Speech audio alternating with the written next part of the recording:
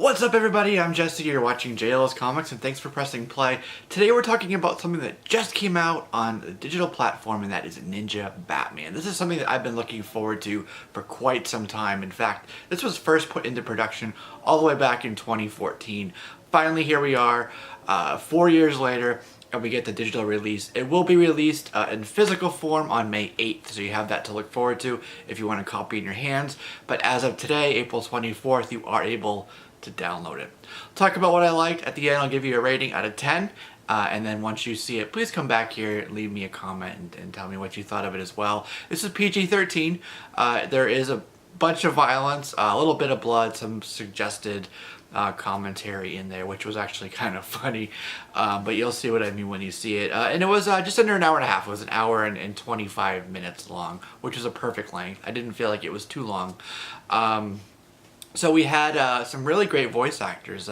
It was Roger Craig, who voice acted as Batman. Tony Hale voice acted as the Joker. We had Tara Strong, who I love, as Harley Quinn. Her voice, she's the perfect Harley Quinn.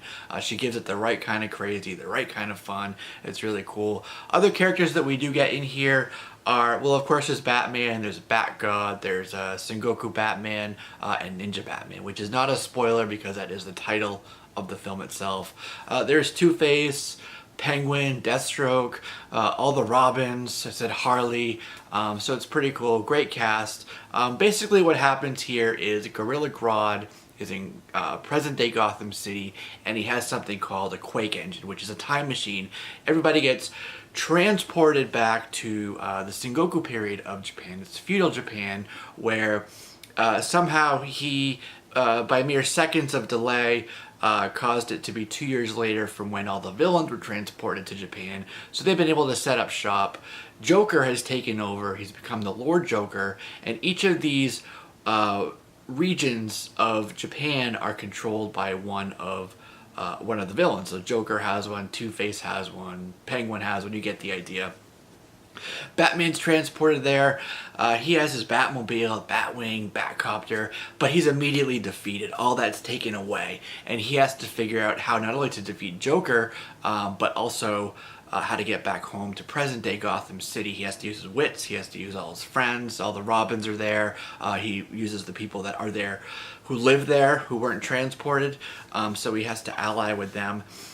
This was directed by Junpei Mizusaki, who you might know from JoJo's Bizarre Adventure, and also Takashi Ozazaki did the character designs for this, and that was something that I really liked, was this traditional Japanese samurai take on a lot of these characters. It was something I really haven't seen before, and I liked it quite a bit. In fact, I think I would look for some statues of these because they were really, really excellent. So one of my big pluses for this was the actual character design for it.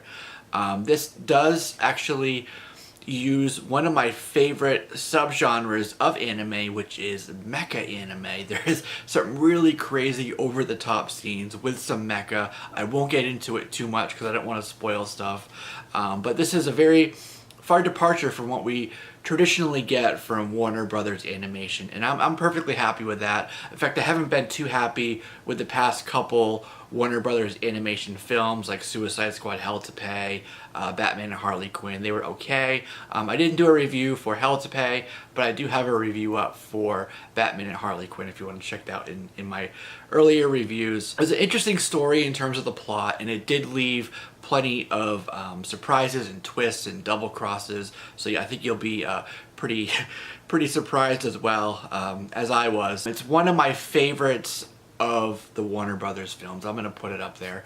I can't wait to pick this up in physical form. But there was one scene where it was done in a traditional Japanese watercolor painting style, which I wasn't entirely a fan of, and it took me abruptly out of the plot and out of the movie. Instead of watching it, trying to figure out why that change had happened. I wish they had just stuck all the way through with the one style that they had chosen.